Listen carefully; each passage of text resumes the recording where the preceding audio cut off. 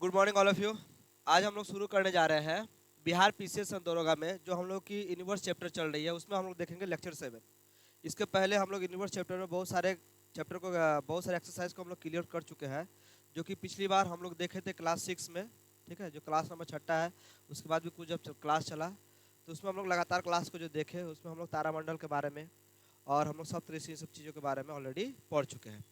आज हम लोग जो क्लास देखने जा रहे हैं ये क्लास होने वाला है ब्रह्मांड की उत्पत्ति और उसके सिद्धांत के बारे में, कि ब्रह्मांड की उत्पत्ति कैसी हुई और उसके सिद्धांत कैसे हुई। क्लास एकदम बहुत ही फ्लुएंटली चल रहा है। आप लोग जितने भी मेरे स्टूडेंट्स हैं, बच्चे हैं, दोस्त हैं, साथी हैं, यदि आप लोग बिहार दरोगा और बिहार पीसीएस में सिलेक्शन लेना चाहते हैं तो आप लोग राहुल पीसीएस एकेडमी को बहुत जल्द से जल्द ज्वाइन करें।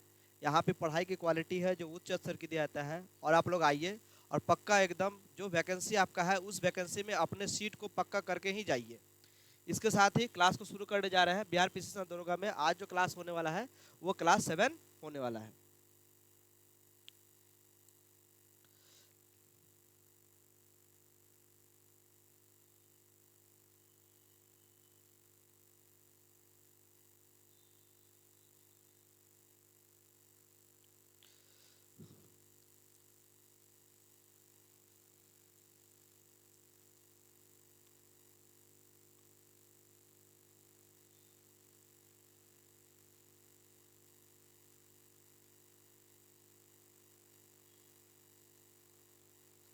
तो आज हम लोग देखेंगे ब्रह्मांड की उत्पत्ति और सिद्धांत के बारे में। ये हम लोग आज नया एक टॉपिक है, ब्रह्मांड की उत्पत्ति और सिद्धांत, जो कि ज्योग्राफी का क्लास चल रहा है।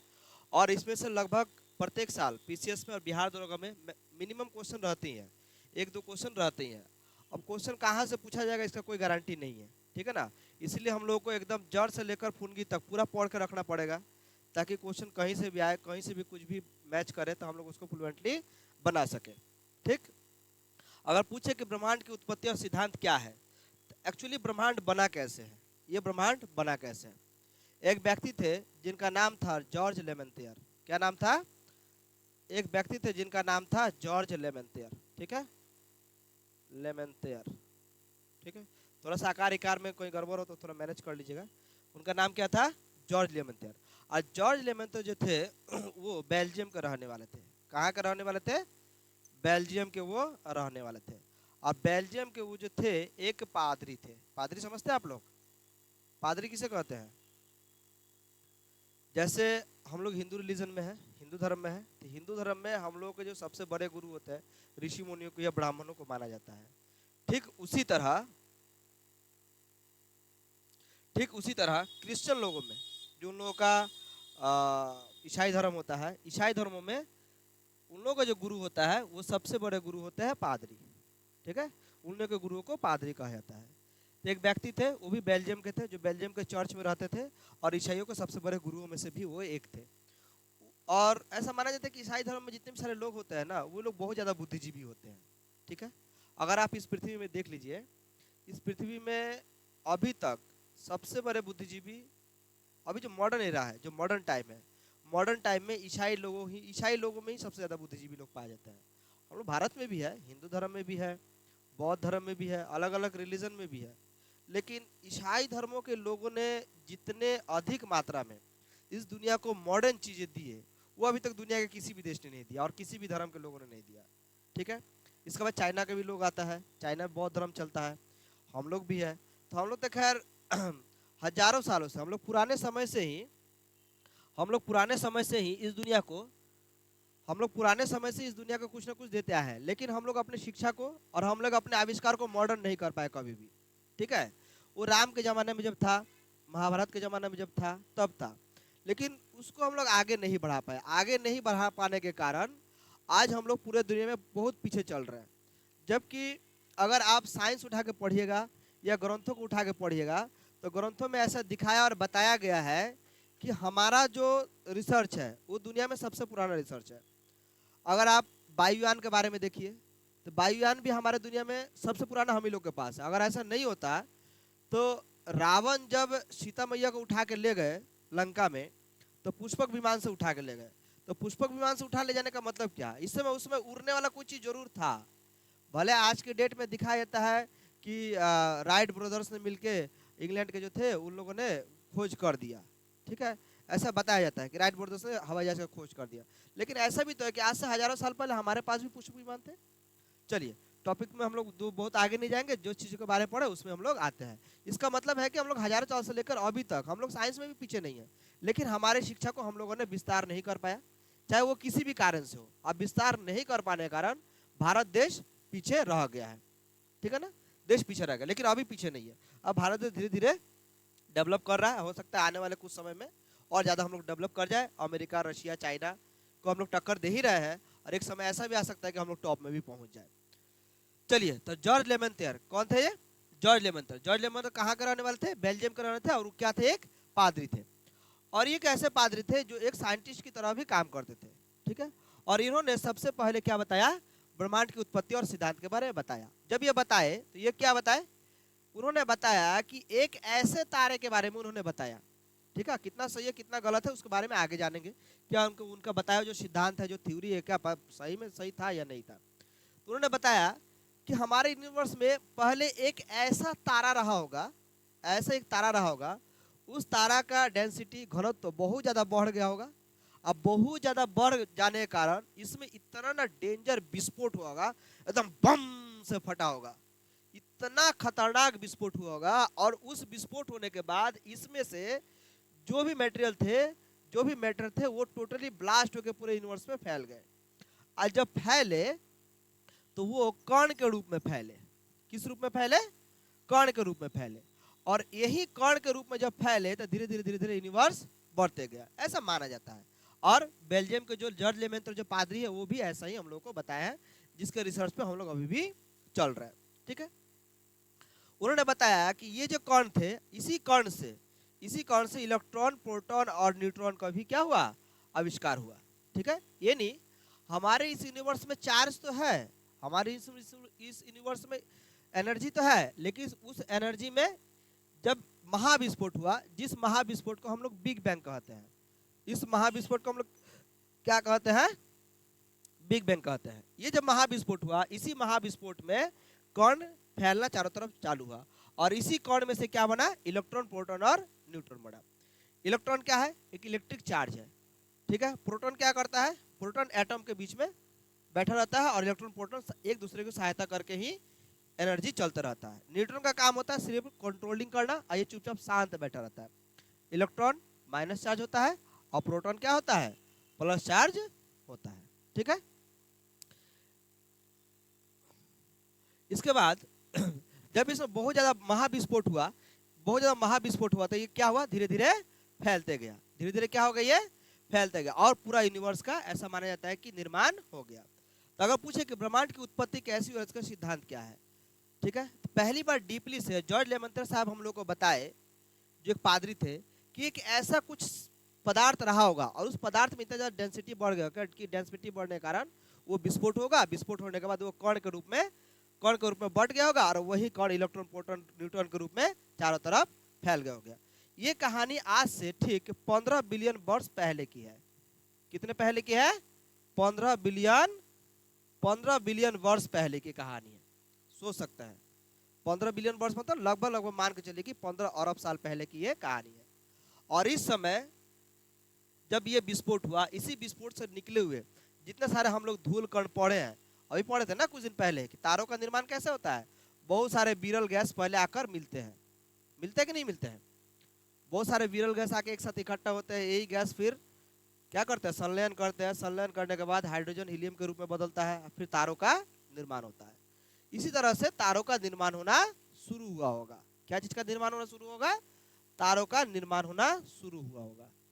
और ये तारों का जब निर्माण होना शुरू हुआ होगा, ध्यान से सुनिएगा, ये तारों का जब निर्माण होना शुरू हुआ होगा, तो ये तारे कभी भी ग्रह के रूप में नहीं थे, ये सिर्फ तारे थे। और ये जलते हुए, क्या जी? ये जलते हुए क्या था? ये आग का गोला था। जलता हुआ क्या था? ये सब जलता हुआ आग का गोला रहा होगा। और ये जलते हुए आग के गोले, ठीक है, पूरे यूनिवर्स में बहुत ज्यादा मात्रा में तैर रहा होगा, है कि नहीं? हवा में तैर रहा होगा, क्योंकि इस यूनिवर्स में जितने भी सारे चीजें देखिए, सभी चीजें मोशन में है, सभी चीजें तैर रहे हैं, है कि नहीं। हमारा पृथ्वी भी तैर रहा है और इसमें हम लोग अपना पैर जमा के बैठे हुए हैं, ठीक। जिससे हमारे पृथ्वी के ऊपर से भी प्रेशर घट जाएगा, प्रेशर हट जाएगा, हम लोग भी चल जाएंगे सीधा सूरज के अंदर। चल जाएंगे नहीं चल जाएंगे, क्योंकि सूरज हम लोगों से बहुत बड़ा है और हम लोगों को हमेशा खींचते रहता है अपने तरफ, ठीक है। हमारे पृथ्वी को प्रेशर होने के कारण हम लोग बहुत दूर पे है, उसके पास आसपास हम लोग नहीं जा पा रहे हैं। और ये एक सकेंद्रीय बल में चल रहा है। जैसे हमारा सूरज एक सकेंद्रीय बल में चल रहा है, पढ़ोगे फिजिक्स में 9th में 10th में। बीच में खड़ा रहिए, एक ऐसा रस्सी ले लीजिए, ऐसे घुमाते रहिए, फोटो में भी देखोगे, और उसकी स्पीड कम कर दीजिए, आके सीधा मुड़िए में टकरा जाएगा। ठीक उसी तरह हमारा पृथ्वी भी चारों तरफ घूम रहा, सॉरी हमारा सूरज भी आकाश गंगा के चारों तरफ चक्कर काट रहा है एक सकेंद्रीय बल में। हमारे ग्रह भी ठीक हमारे सूरज के एक सकेंद्रीय बल में ही चक्कर काट रहा है। जब ये सकेंद्रीय बल खत्म हो जाएंगे तब हम लोग ऑटोमेटिकली हमारे सूरज के अंदर भी हम लोग चले जाएंगे, ठीक। तो तारा क्या है? तारा एक जलता हुआ क्या है? आग का गोला है। इस आग के इस तारे में मेरा कहने का मतलब है कि हमारा जो सबसे नजदीकी स्टार है, हमारा जो सबसे नजदीकी स्टार, उसका नाम क्या है? सन, सूरज है, ठीक है। हमारे सूरज में कभी ना कभी ऐसा हुआ होगा, हमारे सूरज में कभी ना कभी ऐसा हुआ होगा कि जिस समय इस सूरज में कुछ ना कुछ ऐसी चीज आके, बहुत भारी मात्रा का कोई ना कोई चीज आके ऐसा टकराया होगा, जिसके टकराने के कारण सूरज का कुछ ना कुछ हिस्सा अलग हो गया होगा, कुछ ना कुछ हिस्सा इसका अलग हो गया, ठीक है। कुछ ना कुछ हिस्सा इसका अलग हुआ, एकदम श्योर ऐसा ही हुआ है, ठीक है। कुछ ना कुछ हिस्सा इसका क्या हुआ होगा? अलग हो गया होगा सूरज से, क्योंकि सूरज तो बहुत बड़ा है, हम लोग ऑलरेडी देख चुके हैं सूरज के बारे में, ठीक है, कि हमारा सूरज हमारे पृथ्वी से कंपेयर में कितना बड़ा है। एक पृथ्वी जितना बड़ा है, हमारे पृथ्वी से 13 लाख गुना क्या है? बड़ा है हमारा सूरज। यानी 13 लाख पृथ्वी को एक बार में उठाइए और सूरज के अंदर डाल दीजिए, तब जाके हमारा क्या है? एक सूरज है या नहीं है? तो 13 लाख पृथ्वी के बराबर हमारा सूरज है। तो कभी ना कभी तो सूरज का कोई हिस्सा अगर टूट भी जाए ना, तो सूरज को कोई, हमको नहीं लगता कि कोई फर्क पड़ेगा, है। हाथी के शरीर में से इतना से कोई कोना काट के अगर निकाल ले तो हाथी कोई फर्क ही नहीं पड़ेगा, इतना बड़ा शरीर है। व्हेल मछली के शरीर में से इतना भी काट के निकाले तो व्हेल मछली को कोई फर्क नहीं पड़ेगा। ठीक उसी तरह हमारा सूरज इतना बड़ा है कि उसका एक हिस्सा अगर कट के निकल भी गया होगा किसी चीज के टकराने के कारण, तो सूरज को में भी कोई फर्क नहीं पड़ा होगा। सूरज से कोई ना कोई चीज टकराया होगा और टकराने के बाद सूरज का जो कुछ हिस्सा है वो अलग होके सूरज से बाहर निकल गया होगा। सूरज से क्या होगा? बाहर निकला होगा। सूरज से जब कोई चीज बाहर निकला होगा, सूरज से जब कोई चीज बाहर निकला होगा, ठीक है, बाहर निकलने के बाद जो सबसे बड़ा पदार्थ था, जो सबसे बड़ा पदार्थ रहा होगा, वो सबसे बड़ा पदार्थ क्या रहा होगा? हमारा जुपिटर, जिसे हम लोग कहते हैं बृहस्पति ग्रह, ठीक है, हमारा जुपिटर रहा होगा नहीं, वही, ठीक है, जुपिटर रहा। जुपिटर सबसे बड़ा प्लैनेट बना और जुपिटर में से फिर बहुत सारे टुकड़े अलग हुए। जुपिटर में से भी क्या हुए? बहुत सारे टुकड़े अलग हुए। अलग होके हमारे सूरज के आसपास में, हमारे सूरज के आसपास में आप जितने भी सारे प्लैनेट्स देख रहे हैं, आप जितने भी सारे प्लैनेट्स हैं, हम इतना ही बनाते हैं और आगे आप लोग बना लीजिएगा, ठीक है।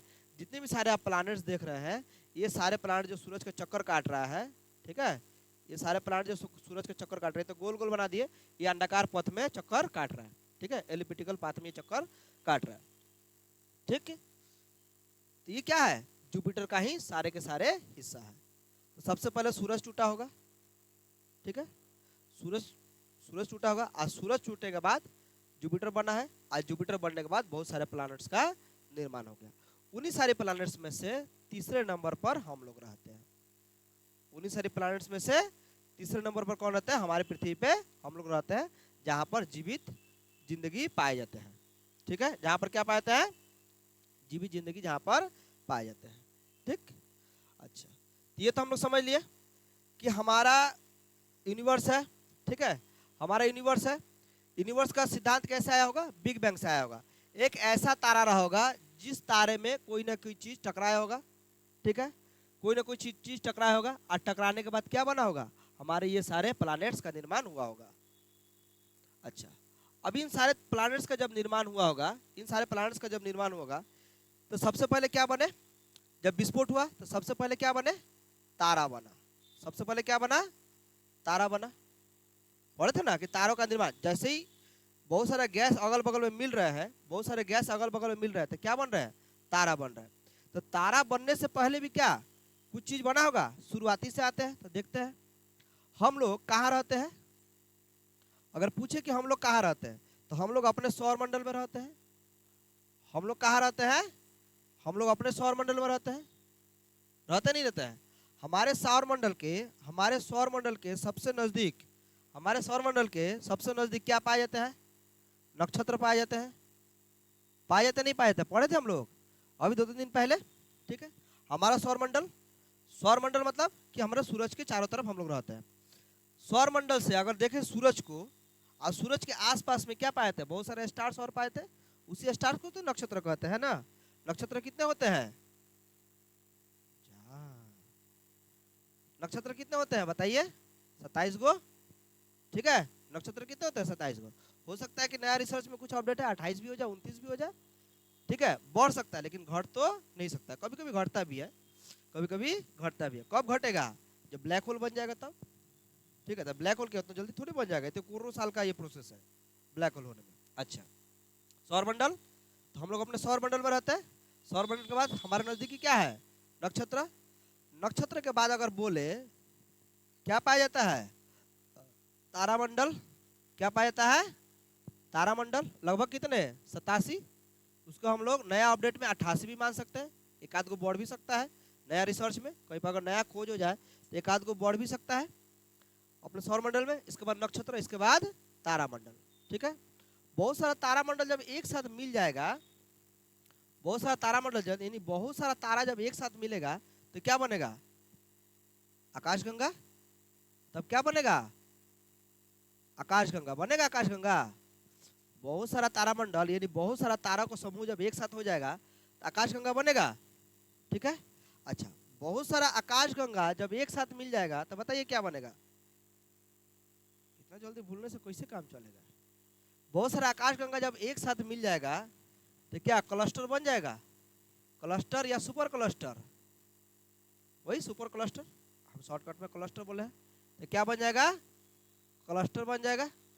ठीक है, अब बहुत सारा सुपर क्लस्टर एक साथ मिलके, बहुत सारा सुपर क्लस्टर एक साथ मिलके क्या बन जाएगा, यूनिवर्स। बहुत सारा सुपर क्लस्टर एक साथ मिलके क्या बन जाएगा, यूनिवर्स बन जाएगा।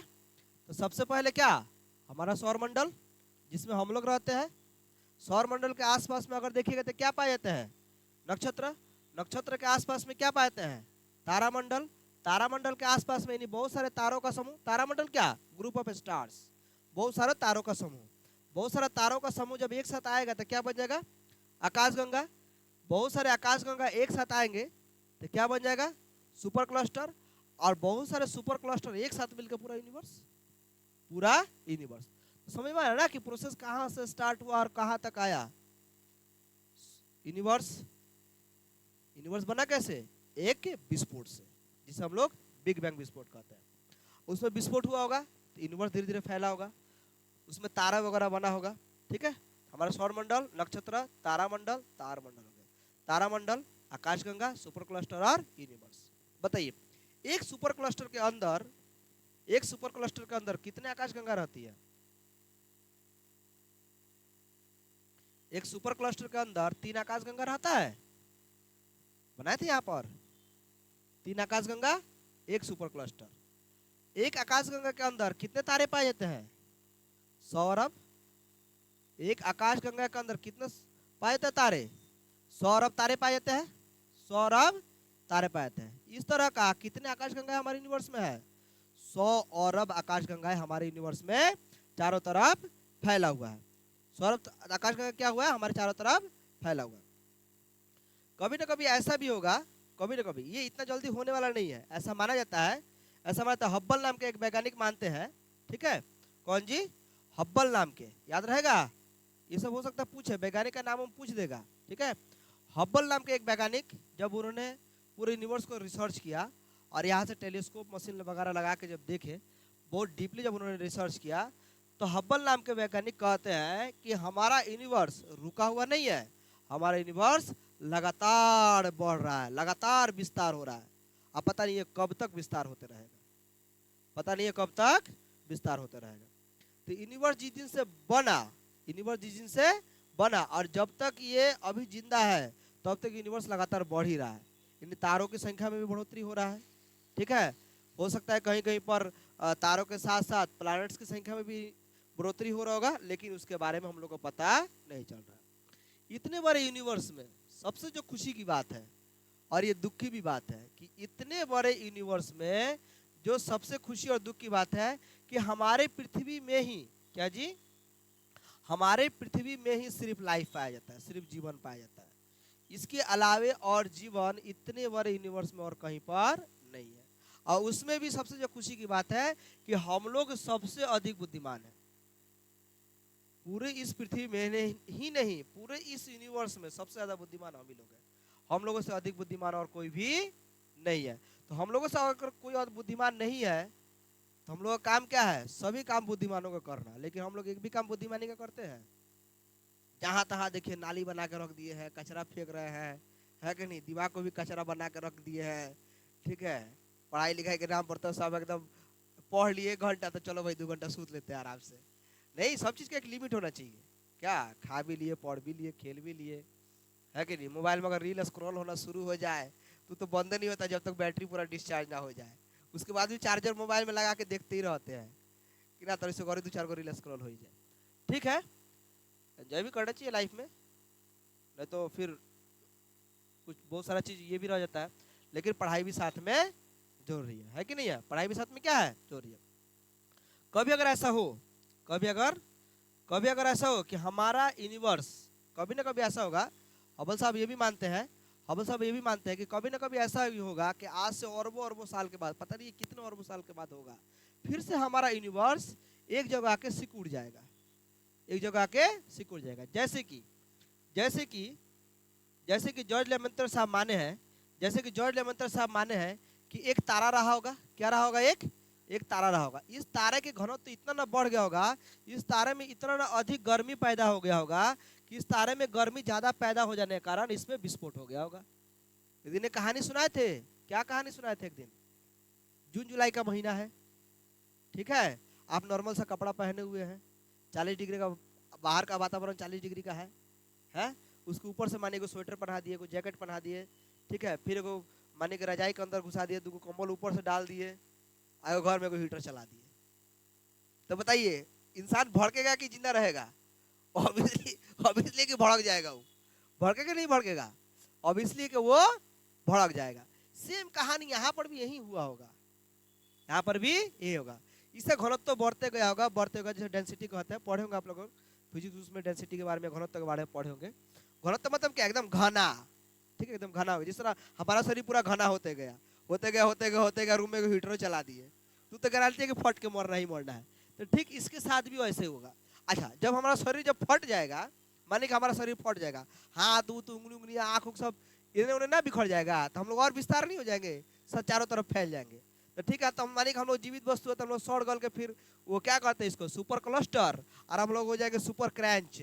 हम लोग क्या हो जाएंगे? सिकुड़ना को क्रैंच कहते हैं, फैलना को क्लस्टर, माने कि फैल रहा है।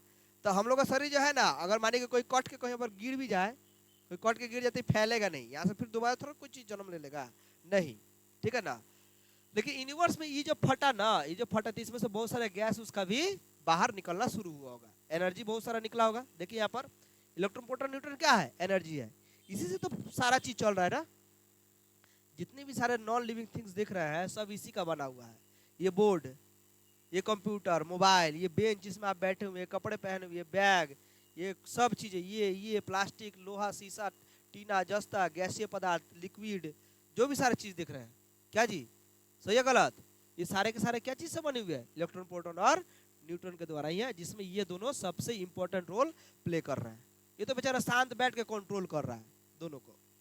इसका घटता है तो ये देता है, इसका घटता है तो ये देता है।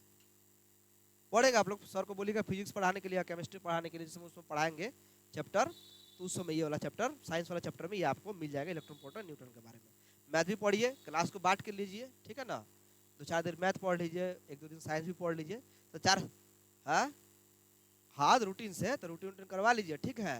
साइंस भी पढ़िए, मैथ भी पढ़िए, अलग अलग चीज पढ़िएगा ना, तो दिमाग ऑटोमेटिक क्या होते जाएगा? डेवलप होते जाएगा। दिमाग ऑटोमेटिक क्या होते जाएगा? डेवलप होते जाएगा, ठीक है ना। ये सब चीजों के बारे में भी आप जानिएगा, ठीक। तो हब्बल ने क्या बताया? हब्बल साहब बोले कि हमारा हमारा जो यूनिवर्स है वो लगातार क्या हो रहा है, फैल रहा है। लगातार क्या हो रहा है, लगातार विस्तार हो रहा है। और ये कब तक विस्तार होते रहेगा इसका कोई गारंटी नहीं है, इसका कोई गारंटी नहीं है। कभी ना कभी ऐसा भी हो सकता है कि हमारा जो पूरा यूनिवर्स है, हमारा जो पूरा यूनिवर्स है ये फिर से दोबारा वैसे हो सकता है, जिसे हम लोग क्या नाम देंगे, सुपर क्रंच का नाम देंगे।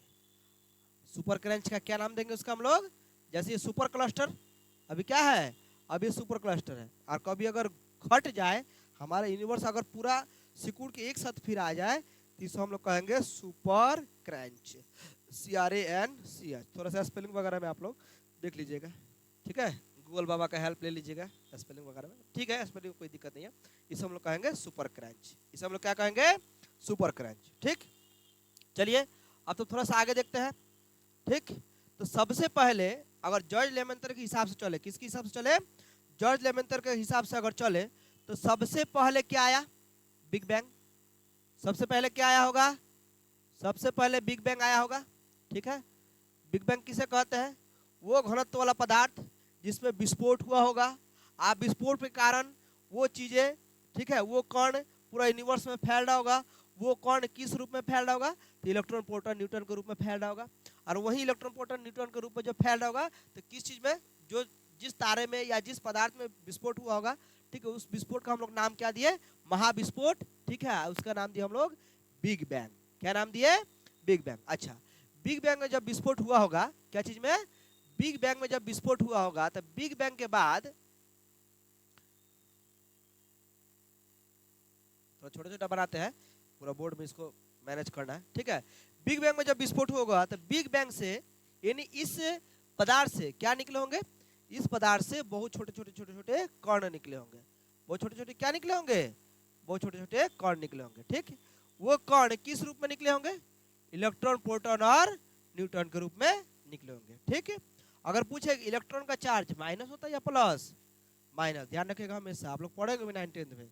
इलेक्ट्रॉन का चार्ज कैसा होता है, प्रोटॉन का चार्ज प्लस, और ये बेचारा ना प्लस और ना माइनस, ये क्या रहता है, ये न्यूट्रल अपने जगह पर, नाम है न्यूट्रॉन, और न्यूट्रल भी रहता है। ठीक है, अपने जगह पर शांत बैठ रहा है, दोनों को कंट्रोल करते रहता है। ठीक है, घर का गार्जियन नहीं होता है वो, बूढ़ू बाबा एकदम पूरा एकदम खूटा लेकर बैठे रहता है, आज दिन भर हुक्का पीते रहता है, गुर्र गुर्र करते रहता है। आया बबू हो, कहने बारा है, देखो केनु आइल बा, तो बाबूजी देखो तो ये क्यों आई नू, तो पैसा धो लियो, हम आओ तनी तनी घूम घाम कहने से, तो ठीक बा बबुआ जा जा, तो आइयो तो हमारा दूगो बीड़ी ले ले आइयो का आ खैनी एक डिब्बा ले ले आइयो। तो ठीक उसी तरह ये भी क्या करता है, चुपचाप बैठे रहता है, आई दोनों खूब काम करते रहता है। ठीक है, जिसमें मेन काम इलेक्ट्रॉन का है, सारा चीज तो इलेक्ट्रॉन पे ही टिका हुआ है, बिजली बिजली जितना सारा दौड़ रहा है, एनर्जी का मेन सोर्स यही है। ठीक है, इसका जब से खोज हो गया तब से तो पूरा दुनिया ही बदल गया। चलिए, ये सारे कण क्या जी, ये सारे कण मिलके, ये सारे कण मिलके क्या चीज का निर्माण क्या होगा, ये सारे कण मिलके क्या चीज का निर्माण क्या होगा, तारों का निर्माण क्या होगा, क्या चीज का निर्माण क्या होगा, तारा का निर्माण क्या होगा। ठीक है, क्या चीज का निर्माण क्या है, तारा का निर्माण क्या है, यानी स्टार का निर्माण क्या है, स्टार का निर्माण क्या है। बहुत सारे स्टार जब एक साथ बनने लगे होंगे, बहुत सारे स्टार जब एक साथ बनने लगे होंगे, तो क्या बने होंगे बताइए, आकाशगंगा। बहुत सारे स्टार जब एक साथ बनने बनने लगे होंगे, तो क्या बना होगा, आकाशगंगा। हाई मानिए स्टार है, ठीक है, इसी स्टार को हम लोग बड़ा बना दिए हैं। ठीक है, आप लोग ऐसे बना लीजिएगा, ठीक है ना, कोई दिक्कत।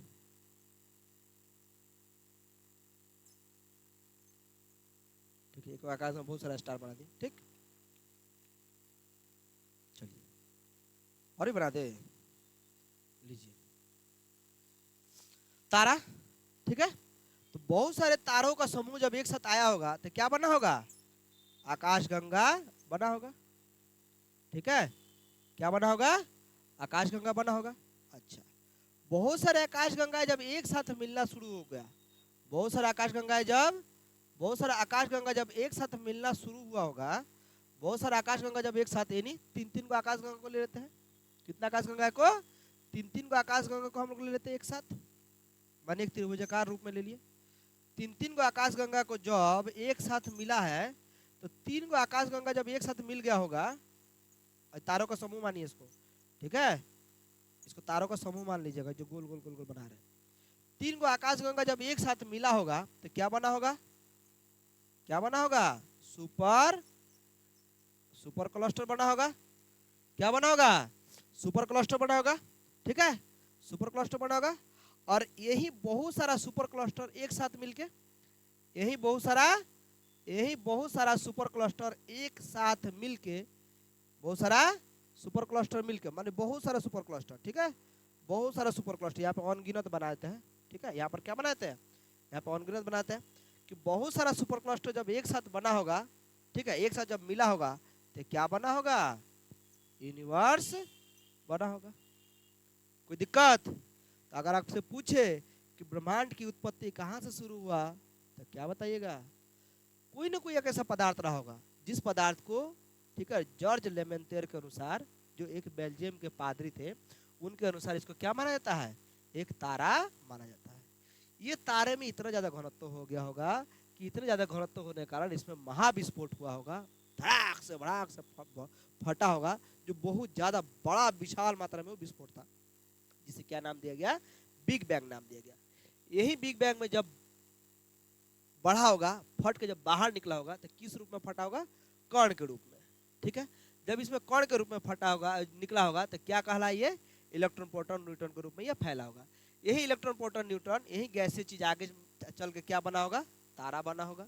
ठीक है, बहुत सारा तारों का समूह एक साथ मिलकर, हाई एगो आकाशगंगा, हाई एगो आकाशगंगा, हाई एगो आकाशगंगा, ऐसी ना जाने कितने और वो आकाशगंगा हमारे आसमान में फैले हुए हैं।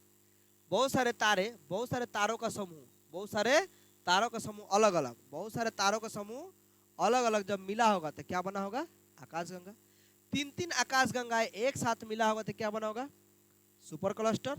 ठीक है, तीन तीन आकाशगंगा जब एक साथ मिला होगा सुपर क्लस्टर। बहुत सारे सुपर क्लस्टर एक साथ मिलकर क्या बन गया? यूनिवर्स। समझ में आ गया ब्रह्मांड की उत्पत्ति?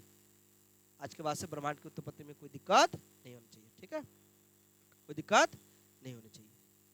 ठीक, अब आते हैं थोड़ा सा आगे। ठीक, तो ये देख लिया हम लोग ब्रह्मांड की उत्पत्ति। अब ब्रह्मांड की उत्पत्ति के बाद, इसके बाद हम लोग देखेंगे आगे की और भी सारे क्लासेस को। ठीक है, तो आज का जो टॉपिक था ब्रह्मांड की उत्पत्ति में इतना ही सारा क्लासेस था। ठीक, इस क्लास को हम लोग ग्रुप में शेयर कर देंगे और आप लोग देख लीजिएगा।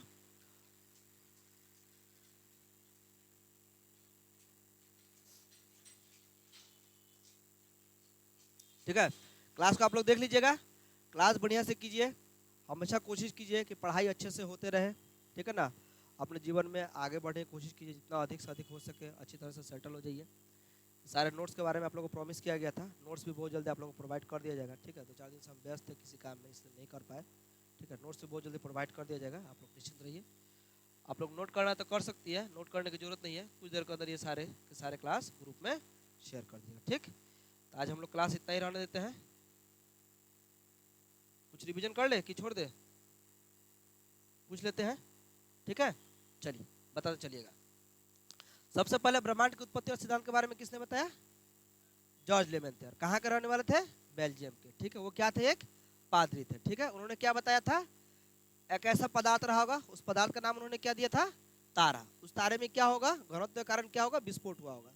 क्या हुआ होगा? विस्फोट। उसे क्या नाम दिया गया? Big bang. जब ये भड़का तो क्या निकला? कण। उस कण, जो कण जब अलग अलग बटे तो किस रूप में बदले? इलेक्ट्रॉन प्रोटॉन न्यूट्रॉन में। इलेक्ट्रॉन का चार्ज क्या होता है? प्रोटॉन का चार्ज क्या होता है? न्यूट्रॉन का चार्ज क्या होता है? जीरो। मतलब चुपचाप अपना जगह होता है, न्यूट्रल रहता है। ठीक है, नाम ही न्यूट्रॉन और न्यूट्रल एक ही जीरो रहता है। ठीक है, कितना साल पहले हुआ होगा? कितना साल पहले हुआ होगा? 15 बिलियन वर्ष पहले। 15 बिलियन वर्ष पहले। ठीक है, अच्छा, जब ये फैला होगा तो गैसों का गोला, विरल गैस का गोला एक साथ मिला होगा। ये विरल गैस का गोला जब एक साथ मिलना शुरू होगा तो क्या चीज का निर्माण क्या होगा? तारों का निर्माण। तारा कैसा होता है? जलते हुए आग का गोला होता है। तारे के अंदर सबसे प्रमुख तौर पे कौन कौन से गैसेस पाए जाते हैं? हाइड्रोजन और हीलियम। हाइड्रोजन किसके साथ संलयन करता है? हीलियम के साथ। हीलियम के जब संलयन करता है तो क्या बनाता है? प्लाज्मा। प्लाज्मा के बारे में ऑलरेडी हम बता दिए थे आप लोगों को। चलिए आगे चलते हैं। तब मिला होगा हमारा क्या जी? उसी स्टार्स में से हमारा एक स्टार्स मिला होगा जिसका नाम क्या रहा होगा? सूरज। जिसका नाम क्या रहा होगा? जिसको हम लोगों ने नाम दिया, ये प्राकृतिक, हम लोगों ने ये आर्टिफिशियल नाम दिए। ऐसा कोई भी नाम प्रकृति में बन के इसके लिए नहीं आया, ये हम लोगों ने नाम रखा। क्या नाम दिया हम लोग? सूरज। सूरज में कोई ना कोई चीज टूटा होगा, टकराया होगा, ठीक है। टकराने के बाद, टूटने के बाद क्या बना होगा, हमारे सौर मंडल का जो सबसे बड़ा ग्रह है वो जुपिटर। जुपिटर का भी का साथ कभी ना कभी ऐसा घटना होगा कि इसका भी हिस्सा टूटा होगा। इसका हिस्सा टूटने के बाद हमारे सूरज के अगल बगल में बहुत सारे क्या जी, लगभग अभी वर्तमान में जो है, वर्तमान में हम लोग 8 ग्रह, पहले 9 ग्रह थे प्लूटो को मिला के, तो उनमें से प्लूटो को हम लोग 2006 के बाद से छाट के चल रहे हैं। अभी 8 ग्रहों को ही हम लोग मान्यता साइंस के हिसाब से 8 ग्रहों को ही लेके चलते हैं, ठीक है। इनमें से जब निकला होगा तो क्या बना होगा हमारा पृथ्वी, क्या बना होगा हमारा पृथ्वी, ठीक है। पृथ्वी जब हमारा बना होगा तो इसी में क्या पाते हैं, क्या पाते हैं, हमारे पृथ्वी एक ऐसा प्लानेट है, ऐसा ग्रह है जहाँ पर क्या पाते हैं, जीवन पाते हैं। क्या पाते हैं, जीवन पाते हैं, ठीक है, जीवन पाते हैं। अब आइए देखिए हम लोग कहाँ रहते हैं, सौर मंडल में। सौर मंडल मतलब जो हमारा सूरज है उसके चारों तरफ हम लोग सकेंद्रीय बल में घूम रहे हैं, ठीक है ना, चारों तरफ हम लोग घूम रहे हैं। जिस दिन हम लोग ऊपर से प्रेशर घटा, सीधा कहाँ घुस जाएंगे, सूरज के अंदर, जल बुन के खत्म। उसके ऊपर नक्षत्र कितने होते हैं, 27। उसके ऊपर तारामंडल कितने होते हैं, 87। गैर रिसर्च के अनुसार 88 भी हो सकता है, ठीक है। अच्छा, बहुत सारा तारामंडल एक साथ मिलेगा तो, बहुत सारे तारों का समूह एक साथ मिलेगा तो आकाशगंगा, ठीक है। बहुत सारे आकाशगंगा एक साथ मिलेगा तो, बहुत सारे क्या, हमारे 3 आकाशगंगा है एक साथ मिलेगा तो क्या बनेगा, सुपर क्लस्टर, ठीक है। बहुत सारे सुपर क्लस्टर एक साथ मिलेगा तो क्या बनेगा, यूनिवर्स। हब्बल नाम के एक व्यक्ति थे, वो क्या बताए कि हमारा यूनिवर्स लगातार विस्तार हो रहा है, बढ़ रहा है और भी आने वाले समय में बढ़ते रहेगा, अभी तक रुका नहीं है। सोचिए इतना बढ़ गया, अभी भी रुकने का नाम नहीं ले रहा है, ठीक। अगर कभी ऐसा हुआ कि हमारा यूनिवर्स पूरा एकदम फिर से उसी मोड में आ जाए जिस मोड में 15 बिलियन वर्ष पहले था, उसे हम लोग क्या कहेंगे, सुपर क्रैच, यानी हमारा यूनिवर्स कभी ना कभी सिकुड़ भी सकता है, ये समय के अनुसार देखा जाएगा, ठीक है। इसके बाद सबसे पहले क्या चीज हुआ, बिग बैंग। सबसे पहले क्या चीज हुआ, बिग बैंग। बिग बैंग जब भड़का तो कौन बना, इलेक्ट्रॉन प्रोटॉन न्यूट्रॉन के रूप में सारी की सारी एनर्जी पूरे यूनिवर्स में फैला हुआ है। यूनिवर्स में बस ये एनर्जी नहीं फैला हुआ, इसके अलावा भी बहुत सारा एनर्जी फैला हुआ है, जिसमें से इन 3 चीजों से हर चीज का निर्माण शुरू होता है, ठीक है। तारा बना होगा इस कण से, इस कण से क्या बना होगा, तारा। एक एक आकाशगंगा में बहुत सारी तारा रहेंगी, कितना तारा रहा होगा, एक आकाशगंगा में लगभग 100 अरब तारे रहते हैं। एक आकाशगंगा में कितने तारे रहते हैं, इसी तरह का बहुत सारा आकाशगंगा हमारे यूनिवर्स में पाया जाता है, जिसे हम लोग क्या कहते हैं, आकाशगंगा, ठीक।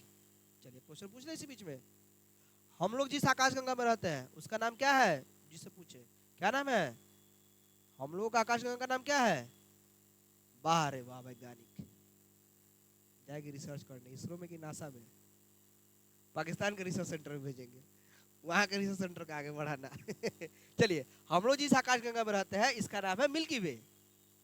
क्या नाम है, दुग्ध मेखला मंदाकिनी, याद है। हम लोगों से जो दूसरा नंबर पर, यानी हम लोग के बाद वाला, जस्ट बाद वाला जो आकाशगंगा है उसका नाम क्या है, देवयानी। क्या नाम है, जिसे हम इंग्लिश में कहते हैं एंड्रोमेडा।